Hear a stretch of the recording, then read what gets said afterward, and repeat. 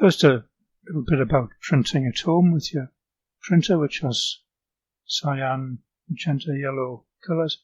You might have found you printed it and it comes out dim. There's lots and lots of technical stuff all over the internet of why this happens. CMY doesn't have as many colours range as RGB on your computer. What things often overlooked is just your computer is too bright. When was the last time you looked at the screen brightness? Probably never been touched since it came out of its box. There are little utilities where you can go in and squint at them and adjust the screen brightness, dim it down to get something more approaching what's printed. A lot is to do if you've got a printer at home. It's just knowing how it works and what you get out of it. I know on mine, this is in Linux, I can bump the brightness and contrast up a little bit, get a small improvement out of it.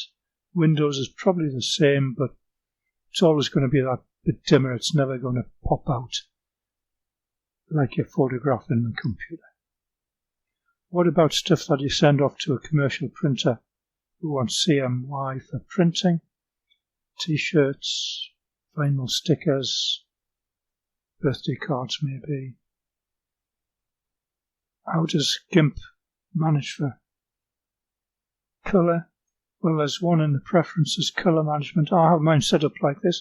It's a laptop. I'm doing this on a laptop.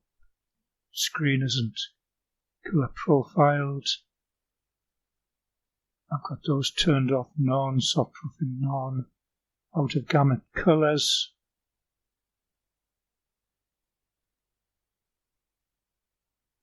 Off. All the rest of it off. What else is there? Well, you might have come across in the image menu.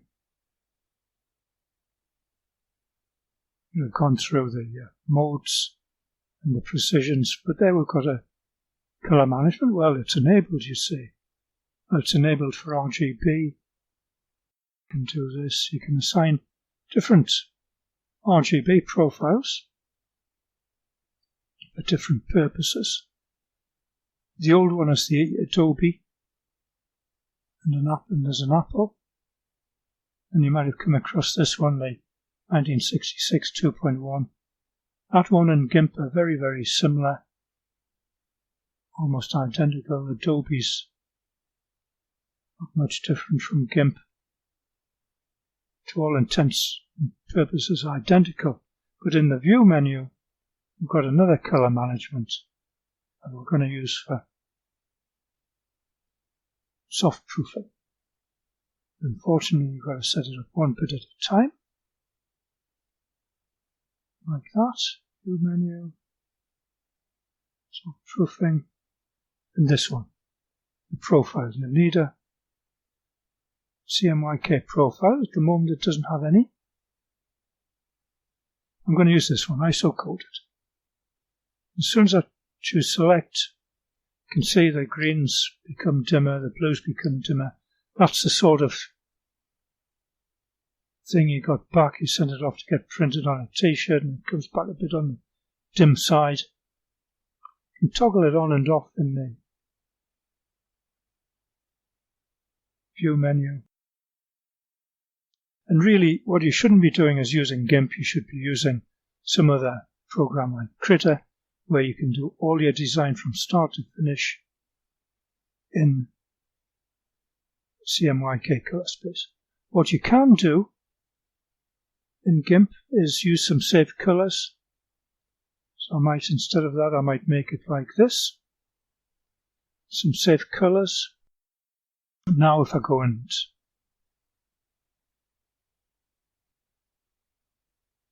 look at this, proof color this, on and off.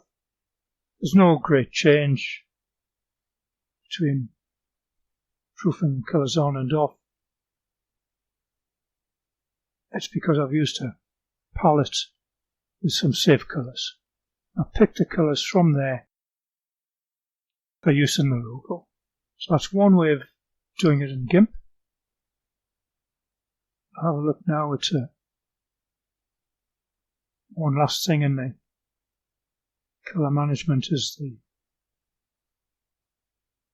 out of gamuts. Nothing out of gamuts. Everything is printable. But if I go to this one, there it is, enable colour management, enable out of gamuts. Just about everything in this, apart from the yellow, is not a printable colour.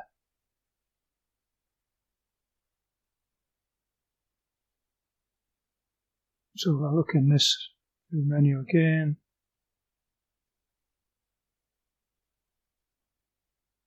colour managed, I can demonstrate it. If I paint in red, I get that magenta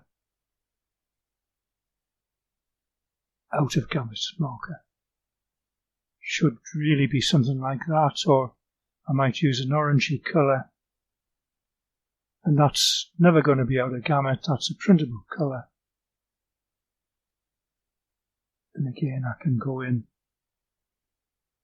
mark it out of gamut, so the red becomes out of gamut, but the orange is safe. So it's up to you to go in there and experiment. Don't be afraid of trying it. It's up to you.